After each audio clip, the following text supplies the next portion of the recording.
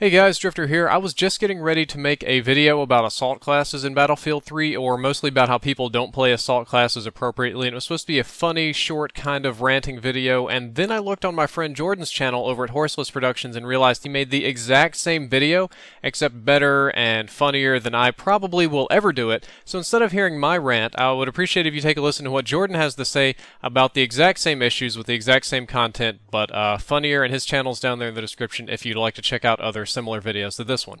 Hey guys, Jordan here, back with another rant about Battlefield 3. I've got a couple of different weapons and attachments featured in this video, as these are clips from the first real go I've ever given to playing the Assault class. I play support a large majority of the time. I don't even have a reason for it. I just chose support once and was like, this feels so right. Didn't really venture too far outside that, other than when I needed to snipe a sniper that was pissing on my Cheerios, or when I had the old bazooka itch and played engineer. That being said, I've discovered something awesome. Assault is a goldmine for points if you know how to work it right. Assault, if you don't know, is the generic soldier class, or at least it used to be before Battlefield 3 came along. No longer is there a medic class, and the Assault class now handles medkits and defibs. Breaking news, I know. In other breaking news, Pluto's no longer a planet, Y2K is coming, and Abraham Lincoln was assassinated. It's common knowledge, to be sure, but the way some people play the class, you'd never know you could dispense medkits.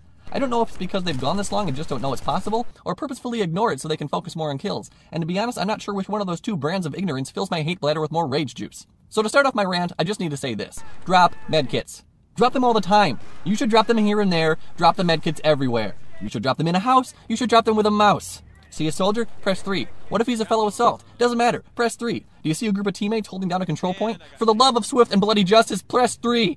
You should be pressing 3 so many times it gives Gabe Newell a brain aneurysm. The only time you shouldn't be dropping medkits is when bullets are flying out of the muzzle of your rifle on their way to splatter brains all over the fucking wall behind some Charlie scumbags. Oh god, I just fucked up this whole game by laying down this medkit, said no one ever. They take 3 goddamn seconds to be able to throw one again, and you have a lot of them. How many? Let's count. 1, 2, fucking infinity. I mean, I guess there's no point in dropping a medkit if you're literally in the middle of nowhere, alone with your thoughts, but if that's the case, what the fuck are you doing? You're an assault class. That means you're a commie-slaying, health dispensing, frontline pushing motherfucker. Get up to the battle, soldier. Assault is the general infantry class, and as such, you should be among the group that stands in the front line, pushing it forward like a mob of angry, restless Black Friday shoppers trampling over the enemy to get their hands on that Tickle Me Elmo. Did I say Tickle Me Elmo? I meant victory. If there's one class above all other that should be peeing the F&O, it's the Assault class. You know who dies in the backfield? Snipers and idiots. Your main focus should be the guys in the front, not the snipers in the back. So having said this, I'd think it'd be a waste of time to drop a medkit by a sniper if you happen to run by one on the way to the front lines, right? Wrong! Haven't you been listening? Where have you been for the last 2 minutes? Drop medkits all the time. Just don't make your main focus the guys in the back. Like I said, you should be in the front lines. You'll be a much better assault if you constantly drive yourself to be on the front lines of the attack or the defense. You should be up there, killing some people, and then bringing other people back to life with your defibs. Now on to those defibs. Now, if you're following the pattern of my rant so far, you'd probably expect me to say, use your defibs all the time. Wrong again, Nancy. When it comes to defibs, use them when it's appropriate. I cannot stress this enough.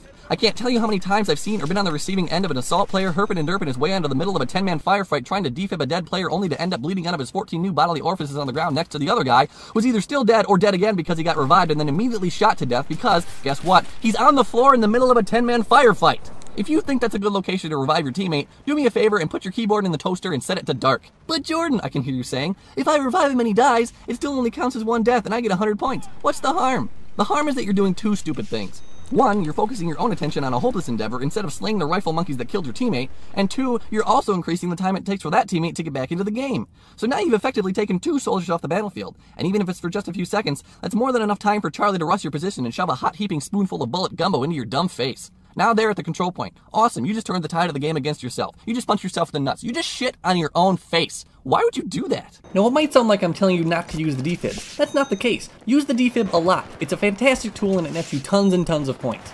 Just don't use it with reckless abandon. Use it often, but use it wisely. Okay, so when should you defib a guy? Wait for breaks in the action or when you're both in good cover. You're always putting yourself at risk at least a little when you put your gun away to give a fellow teammate the old shock and awe, but just take a quarter second to assess the situation before you run out there like an idiot. If it means probable to certain death, maybe hold off a second. In the meantime, fire away at the enemy and try to suppress the gunfight into a lull and then head out there. And here's a small tip. I know the action is hectic, but if you want your revives to count for something, try to protect the guy you just revived for half a second while he gets his bearings. Give him a little cover fire and try to take down any enemies that are headed his way. For all you know, this guy just got startled into dropping his Cheetos and wasn't quite prepared to fight again. It gives him a better chance of living through his near-death experience, and it keeps you from dying too. I mean, let's be honest. If you're trying to sprint through a battle zone just defibbing and not shooting, chances are some Charlie's gonna lay you out like a free safety laying out a defenseless receiver. Except in this game, that's not a penalty, and you end up dead. So like I've said before, I'm not going to claim that I'm an elite Battlefield 3 player. My skill level goes up at the same rate as a sloth doing a jigsaw puzzle, but I do have a basic understanding of how to play Assault. And you know what? It fucking works. Here's a battle report from my first real game playing Assault ever. Did you happen to notice me being 4th place with 13 kills and 11 deaths? Almost 1,000 points ahead of a guy who had a kill-death ratio of 37-4? Did you also happen to notice the first place guy on my team was 18-10, 700 points ahead of a guy who was 40-10? Yeah, guess what class he was playing? If you take away all his kills, that means that guy got over 6,000 non-kill related points from player assists, revives, heals, and objectives. Now that's what I call being a team player. Now look, I'm not trying to say that kill-death ratio doesn't matter at all. In the process of playing the objectives, you've got to kill people, and the better you are at that, the better you'll be at winning. But it's the people who focus solely on kills and don't help the team take out MCOMs or capture points that really brings teams down. Then Battlefield 3 score per minute tells the whole story, and like I just showed you, if you focus on the objectives, play your class right, and support your fellow players instead of just trying to boost your personal kill count, you'll be a force to be reckoned with on the battlefield. So please, if you're playing Assault, throw down medkits, revive when it's appropriate, fight on the front lines, and don't be a noob.